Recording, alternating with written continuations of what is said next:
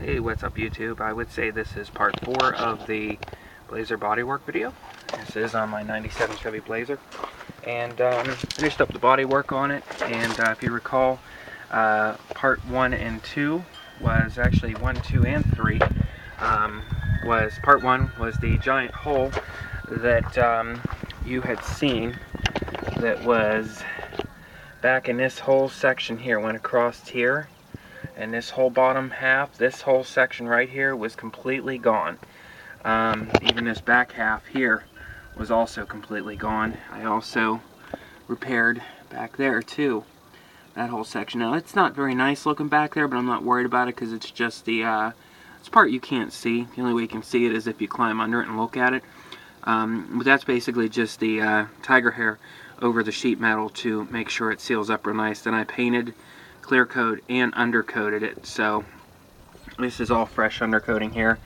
I used seam seal in along where the sheet metal met up. So this whole section here, like I said, was completely gone. Starting from right about there in the middle of the screen there, all the way down. And I attached the, can't even see it anymore, which just means I did good work. I attached the sheet metal right about here, made a lip that folded around like that so that you could see the to make the body lip around the way the fender or the corner panel folds in. So that's pretty much it. I tried to do the best I could to. It started right about here. Now there is a little bit of a high spot right about there. You can probably see how it bows on the bottom of the screen there. A little bit of high spot right about in there, and there's a high spot right in there. But other than that, I mean, I painted, there's a paint line right here, you could probably see it, which I plan on buffing that down and sanding that, wet sanding it once it dries. And I use this body fold right in here to create the paint line.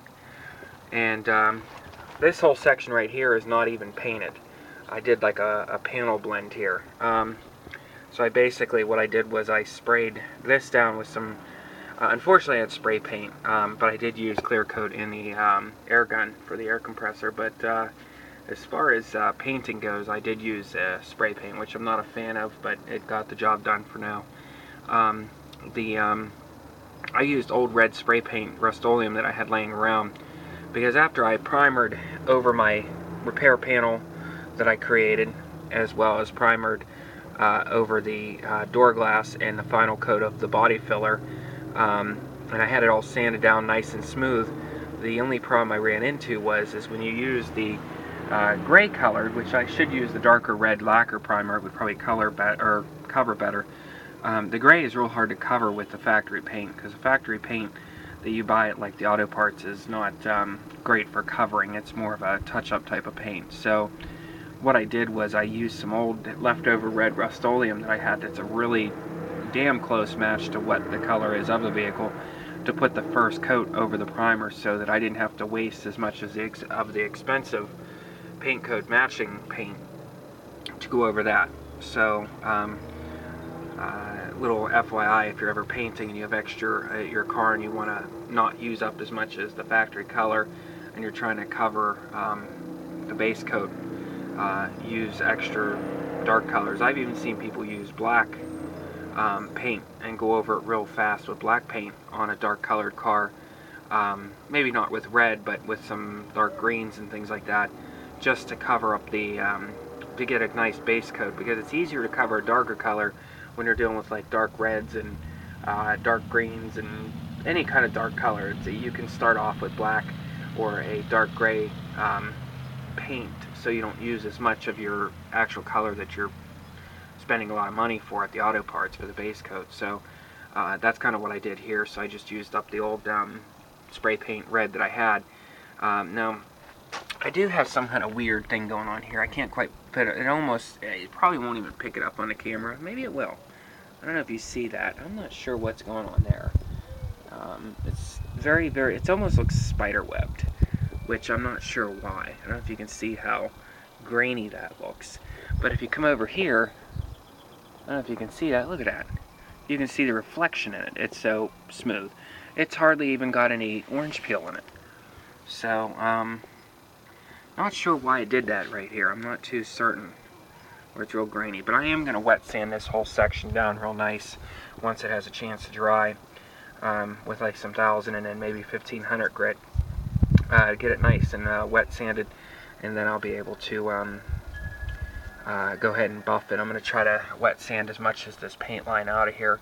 I don't mind the paint line so much because I don't want to use product going up the whole side of the truck when I'm only painting this section right here. So this is just an area that was also had some blemishes in it. So we'll just let this dry for a couple days before I start messing around with it, because I don't want to peel that paint line back that's in there. I want that to set for as long as possible. But like I said, up here there's no paint at all. It's just clear coated. I scuffed it up with some Scotch-Brite and wiped it down with some acetone to get rid of any of the wax and grease on it, and then just went to town on it. So turned out a little nicer than I thought, and I wish the clear coat would have turned out nicer, but dealing with Harbor Freight spray guns, and they just don't work very well. Just to give you another quick look here, this is that lip that I formed right there, you can see. So, not too bad. Like I said, I'm not an expert, but been getting some pretty decent results here. So I'll take a quick walk around here.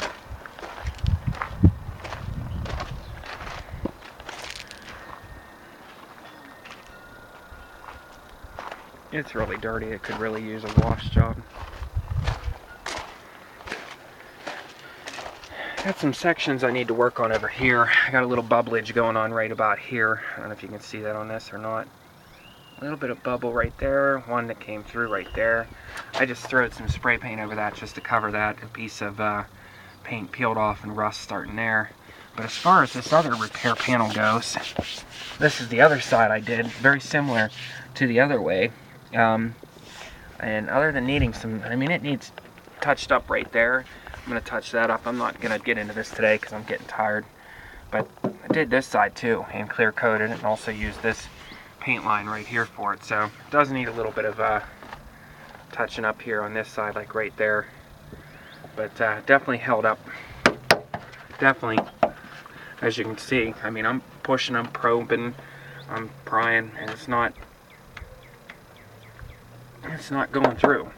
So this side definitely held up a lot better than the other side did. So other news, also down at the brake or the fuel line sun.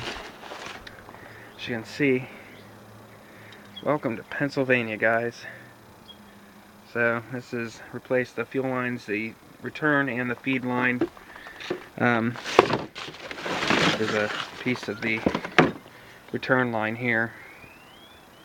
As you can see, it was just all kind of crusty. These corners were leaking real bad, so got that done finally. I'm gonna see if I can climb under here and show you I didn't do that, unfortunately. I ended up taking that somewhere because I didn't want to deal with the fuel lines. But what we did here, let me climb under here, is we use these compression fittings here. That's a piece of old line. It was still in good shape and ran just brake line. I think it was 3/8, which is the delivery line. That's the line that you're looking at right now. This is the delivery line. And if you look way, flip you over there. If you look way up there, those are the compression fittings to nylon. So that's it. All right, so that should wrap it up.